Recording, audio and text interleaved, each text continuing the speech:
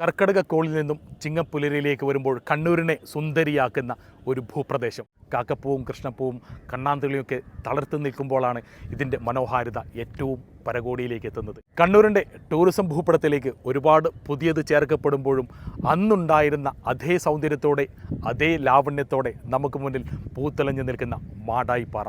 കണ്ണൂർ മാടായിപ്പാറയ്ക്ക് പകരം മാടായിപ്പാറ മാത്രമാണ്. ഈ ഒരു ഭൂപ്രദേശത്തിൻ്റെ ഏറ്റവും വലിയ പ്രത്യേകത എന്ന് പറയുന്നത് ഈ കാണുന്ന പാറക്കെട്ടുകൾക്ക് മുകളിലുള്ള മനോഹരമായ പൂത്തൊലിഞ്ഞു നിൽക്കുന്ന പൂക്കൾ കൂടിയാണ്.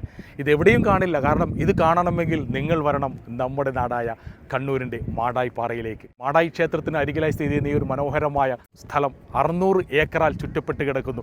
കാക്കപ്പൂവിൻ്റെ സൗന്ദര്യത്താൽ നീലപ്പരവതാനി വീച്ചിരിക്കുന്ന ഈ ഒരു മാടായിപ്പാറ കാണുമ്പോൾ മനസ്സിനും ശരീരത്തിനും ഒരു പ്രത്യേക ഉണർവ് തന്നെയാണ്. ആ ഉണർവ് കാണണമെങ്കിൽ നിങ്ങൾ വരണം നമ്മുടെ മാടായിപ്പാറയിലേക്ക്.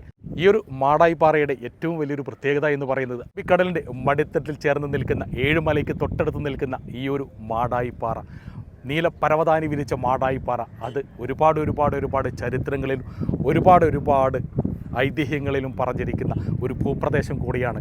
മാടായിപ്പാറയെക്കുറിച്ച് ഒരുപാട് പറയുവാനുണ്ട്, ഒരുപാട് കാണുവാനുണ്ട്. ഇതിനെ അറിയുവാനും മാടായിപ്പാറയെ കാണുവാനും നമ്മുടെ എല്ലാ പ്രിയപ്പെട്ടവരെയും കണ്ണൂരിലെ സുന്ദരമായ ഈ നീലപ്പരവതാനിയിലേക്ക് സ്വാഗതം ചെയ്തുകൊണ്ട് നിങ്ങളുടെ സ്വന്തം നിതിൻ കണ്ടമ്പേത്, കണ്ണൂരൻ.